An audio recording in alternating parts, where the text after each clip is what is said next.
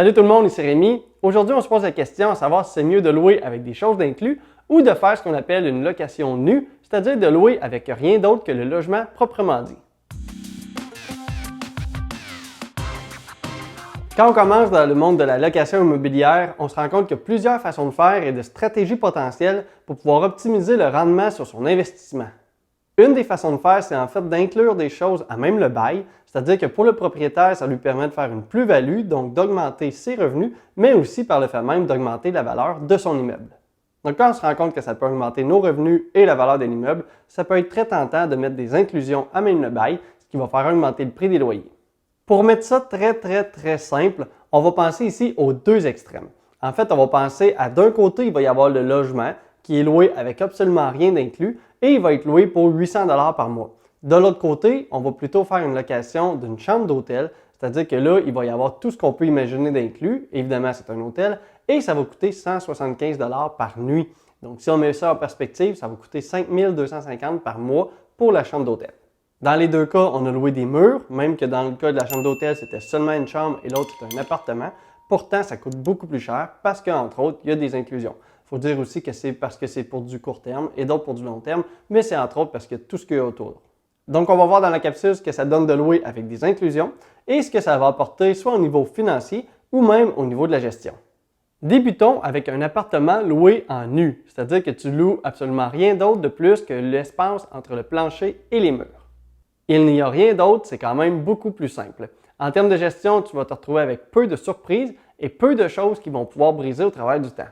De l'autre côté, on se retrouve avec le fait que tu n'as aucune plus-value tant sur le niveau financier que tu n'as aucune plus-value sur le fait de pouvoir attirer des locataires. On s'entend, louer de cette manière, ça reste encore la norme, mais la situation tend à vouloir changer parce qu'il y a quand même des besoins au niveau des locataires qui peuvent être comblés en incluant des choses à même le bail. Maintenant, on va ajouter tranquillement des choses qui pourraient être incluses au bail. Et vous allez voir, il y en a quand même beaucoup. Et on va débuter avec des choses standards. Ils sont tellement standards en fait qu'ils sont même inclus à même le bail qui est suggéré par la Régie du logement. Dans la partie B du bail, on peut inscrire si l'appartement vient meublé ou non. On pourrait dire qu'il vient avec seulement un seul des éléments ou il pourrait venir complètement meublé. C'est rare qu'on voit seulement, disons, un frigo. Le plus souvent, on va voir ça par catégorie, c'est-à-dire entre autres les électros, c'est-à-dire qu'il va y avoir le frigo, il pourrait y avoir le lave-vaisselle, le four et la laveuse-sécheuse. Au niveau des avantages, louer avec les électros, il y en a quand même pas mal. C'est-à-dire que pour le locataire, ça va lui permettre de ne pas déménager ses choses à chaque fois. Donc, on va parler de ne pas égratigner les murs, le plancher et tout ça. Ça va lui permettre aussi, évidemment, d'économiser de l'argent, mais aussi de ne pas se préoccuper de tout ça si jamais ça brise. C'est donc vraiment un gros plus au niveau du locataire, ce qui pourrait aider à louer le logement si jamais vous avez de la difficulté, ce qui pourrait aussi attirer une clientèle différente. Par contre, pour le propriétaire, je vous le dis, c'est quand même vraiment chiant de louer avec des choses. En fait, je vais vous le dire dès maintenant, louer avec des inclusions, ça apporte toujours à peu près plus de troubles que de bénéfices. Mais on va quand même tout voir ça en détail pour voir si ça vaut la peine. Bon, je vous le dis tout de suite, si jamais vous louez avec des électros, ça va briser un jour. Un jour ou l'autre, que ce soit de l'usure normale ou bien si c'est le locataire qui le ça va finir par briser un jour. Et là, non seulement ça va finir par vous coûter cher, mais en plus, ça va apporter grandement du trouble. Parce qu'en fait, même si le frigo il brise et que vous êtes pendant votre semaine de vacances, vous allez devoir trouver le moyen de le remplacer si vous ne voulez pas non seulement payer un nouveau frigo, mais en plus dédommager le locataire pour toute la bouffe qu'il pourrait perdre parce que le frigo est brisé.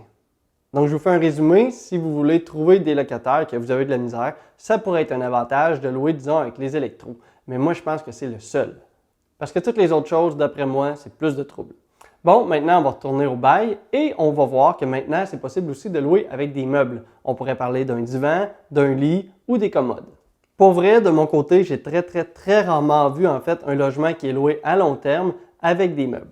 Mais dans certains cas, c'est vrai que ça va être grandement utile et que ça va permettre la location. J'en reparle un petit peu plus tard.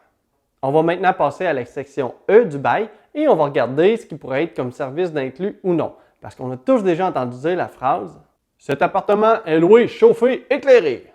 Eh bien, quand on parle de ça, ça veut dire que cette section-là est remplie. Il est donc possible directement d'inclure au prix du bail le coût qu'il y aurait pour le chauffage du logement, l'électricité, l'eau chaude et même la taxe d'eau. Mais comme j'ai dit tout à l'heure, c'est vraiment pas une bonne idée de faire ça. Si vous ne me croyez pas, allez faire un tour sur les groupes immobiliers. Vous allez voir tous ceux qui se font prendre avec des factures immenses d'électricité. Ça arrive tous les jours. Parce que oui, quand les choses sont incluses, les locataires voient ça comme si c'était quelque chose qui est illimité et c'est bien là le problème. Et il y a même maintenant des locataires qui vont se retrouver à miner de la crypto-monnaie dans des logements où l'électricité est incluse. Mais ça apporte un gros problème parce que pour les propriétaires, il y en a qui ont vu leur facture d'électricité coûter plus cher que le coût total du logement pour le mois.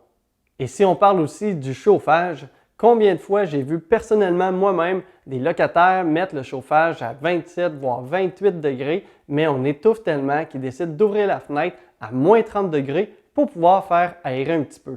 On s'entend, ils chauffent l'extérieur, mais pour vous, ça vous coûte très cher. Bref, vous comprenez le principe et on se rend compte très rapidement que ce n'est pas une bonne idée parce qu'on ne peut pas contrôler la consommation et que le prix va varier selon l'utilisation. Mais là, je vous vois venir avec une grande question. Pourquoi, encore de nos jours, il y a des propriétaires qui louent avec ça d'inclus, que ce soit le chauffage ou l'électricité, même si ce n'est vraiment pas une bonne idée? Et la réponse est pourtant très simple. En fait, à 99% du temps, quand le propriétaire va louer avec soit le chauffage ou l'électricité, c'est parce que physiquement, il n'y a pas vraiment d'autre choix. Et en fait, quand je dis que c'est un problème physique, c'est que le logement, pour que l'électricité ne soit pas inclue, c'est-à-dire qu'elle soit à la charge du locataire, eh bien, il va falloir que le logement ait sa propre entrée électrique et son propre compteur d'Hydro-Québec. Donc, on se rend compte que ce n'est pas toujours le cas et que parfois, faire les changements pour pouvoir avoir des compteurs électriques sur chaque logement va coûter vraiment cher. Donc, on va se retrouver dans des situations où le propriétaire aime mieux inclure le chauffage que de faire une grosse conversion pour tout avoir des compteurs électriques sur chaque logement. Et encore une fois, si le chauffage est électrique, eh bien c'est la même raison, il faudrait un compteur pour chaque logement, mais c'est aussi parfois parce que même si le logement a sa propre compteur électrique, on se retrouve avec le chauffage qui pourrait être un chauffage central, soit à air pulsé ou à eau chaude. Donc encore une fois, on se retrouve dans une situation où il va y avoir une seule facture à la fin du mois pour le chauffage de l'immeuble entier, donc le propriétaire doit l'assumer et l'inclure à même le bail. Et c'est la même chose pour la taxe d'eau pour les villes qui en ont. Si jamais il n'y a pas un compteur pour chaque logement, ça devient encore une fois très problématique. Voilà, c'est ce que j'en ai à dire. Et si jamais votre immeuble le permet, c'est-à-dire que vous pouvez ne pas inclure le chauffage ou l'électricité, eh bien n'incluez pas le chauffage et l'électricité dans vos bails parce que vous allez, à un moment donné, c'est sûr, vivre de l'abus et ça va vous coûter très cher. Bon, ça c'était les choses qu'on retrouve à même le bail, mais est-ce qu'il y a des choses qu'on pourrait inclure qui ne sont pas nécessairement indiquées dans le bail? Ben oui, et il y a encore plein de choses. Depuis tout à l'heure, je vous parle des choses qu'il vaut mieux ne pas inclure, mais pour changer la vibe, cette fois-ci, je vais vous parler d'une chose qui est très bien inclure et selon moi, ce serait la seule que vous devriez penser. Pour un immeuble de 4 logements et moins, c'est vrai que ça ne vaut pas nécessairement la peine. Mais si vous avez un immeuble de 6 logements ou plus, vous devriez grandement songer à inclure Internet à même vos bails. Et je vous montre le raisonnement ici avec les vrais chiffres d'un ami qui vient de l'inclure pour un 18 logements. Faire installer un système sans fil professionnel dans tous les appartements a coûté 4 500 $. Ça, c'est un frais unique une seule fois. Après ça, il va y avoir Internet à payer à tous les mois. Mais ici, à la différence de l'électricité, c'est qu'entre autres, on retrouve avec Internet des forfaits qui sont illimités. C'est-à-dire que peu importe comment le locataire l'utilise, pour vous, le prix reste le même. On peut facilement trouver, même pour un 18 logements, des forfaits Internet haute vitesse qui vont coûter à peu près 100 $ par mois. Donc jusqu'ici, j'ai parlé des dépenses qui sont associées à ça. Maintenant, regardons les revenus que ça va pouvoir permettre de faire. Quand vous arrivez avec Internet qui est maintenant inclus au bail, vous allez pouvoir augmenter vos loyers d'à peu près 40 $ facilement. Là, vous allez me dire que ce n'est pas tout le monde qui va vouloir, mais c'est là que tu te trompes. Parce que qui ne voudrait pas payer 40 $ par mois pour Internet haute vitesse illimité? Je suis pas mal sûr que toi qui écoutes en ce moment, ça te coûte plus cher que ça et en plus, tu n'es probablement même pas illimité. Donc oui, tout le monde va accepter parce qu'on se retrouve dans une situation qu'on est gagnant-gagnant. C'est-à-dire que toi, tu vas offrir à ton locataire un service meilleur que ce que lui y aurait et à meilleur prix. Pour toi aussi, ça va devenir rentable. Regardons les chiffres. Toi, tu inclus Internet à 40 $ par mois par appartement, ce qui fait 8 640 $ par année et ça te coûte 1 200 $. C'est quand même un gain de 7 440 $ par année en ne faisant absolument rien du tout. Et oui, il y a un frais fixe au départ, mais oublie le coût de ton installation, tu le regagnes en même pas 6 mois. Quand on fait des investissements, c'est des choses que ça ne vaut même pas la peine d'y penser. En fait, mon ami est même allé un petit peu plus loin en incluant la télévision. Je ne suis pas 100% sûr de comment ça fonctionne, mais avec son système, c'est lui qui paye, c'est lui qui a le compte, mais chaque locataire a aussi son propre sous-compte et il va pouvoir gérer ses propres postes ou inclure ou enlever des choses. Aussi, si jamais le locataire se retrouve à avoir des problèmes, il va être en droit d'appeler directement la compagnie pour se faire régler plutôt que d'appeler le propriétaire. Donc, on se retrouve avec une situation où pour le propriétaire, il n'y a rien à faire. Donc, si on inclut l'Internet et la télévision, ça lui coûte, oui, 6 500 $ par année, mais au final, il réussit quand même à charger 75 $ de plus par logement. Sur une année, on se retrouve avec un total de 16 200 $ supplémentaires sur l'immeuble en revenus. Une fois qu'on enlève le 6 500 $, on arrive quand même à un supplément d'environ 10 000 $ net dans les poches, tout ça en ne faisant absolument rien de plus. Et en plus, c'est une situation gagnante-gagnante pour le propriétaire évidemment, mais aussi pour les locataires qui leur permet d'avoir un meilleur service à moindre coût. Ça, c'est vraiment une façon d'optimiser les inclusions du bail et de réussir à faire une plus-value. Bon, donc on a parlé d'électro, de meubles, d'Internet, de la TV, mais est-ce qu'il pourrait y avoir d'autres choses qui est inclus à même le bail? Et oui, il y a encore des choses et ça va dépendre entre autres du type de location que toi tu fais. Si jamais tu loues des 5,5, on s'entend que ce n'est pas la même chose que si tu loues des logements sur Airbnb. Moi, de mon côté, j'ai entre autres des chambres à louer et dans ce cas-là, j'inclus tout. En fait, j'inclus tout ce que j'ai dit jusqu'à maintenant, mais je vais même aller plus loin en incluant des draps et même tout le nécessaire qu'il faut pour la cuisine. Et ça va même encore plus loin parce que les salles de bain sont communes, j'inclus même le papier de toilette. Ben oui, ça va jusque-là.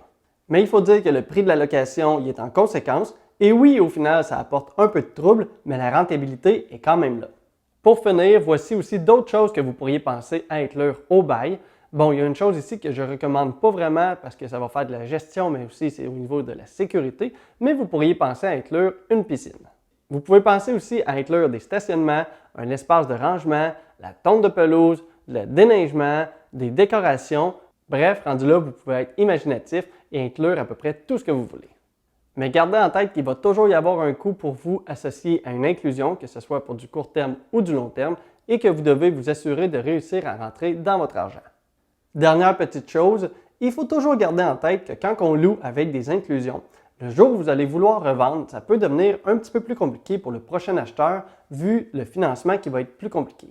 Parce que les banques et la SCHL, ils vont prendre des chiffres qui sont normalisés pour faire leurs calculs et ils vont retenir quand même 100 $ par logement pour les meubles et ils vont même prendre une réserve de 500 $ par logement. C'est quand même des chiffres qui vont très vite pour affecter la rentabilité de ton immeuble. Et aussi, si jamais il y a des choses que tu veux permettre à ton locataire, mais pas nécessairement lui donner de façon officielle parce que ça pourrait apporter des problématiques, ça peut être bon aussi de juste lui donner le droit sans nécessairement l'inclure au bail. On parle d'un stationnement ici, ça pourrait être le droit qu'il y a de stationner ici, mais dans le bail, il n'est pas nécessairement indiqué. Comme ça, si jamais il y a du trouble, ça pourrait devenir quand même plus facile à gérer que si c'était directement relié au bail. Si tu veux en apprendre plus sur la finance et l'immobilier, tu peux t'abonner à la chaîne pour voir les prochaines vidéos. Comme toujours, si tu apprécies le contenu, tu peux aussi aimer la vidéo pour m'aider avec l'algorithme de YouTube. Merci de ton écoute, bon succès, à la prochaine!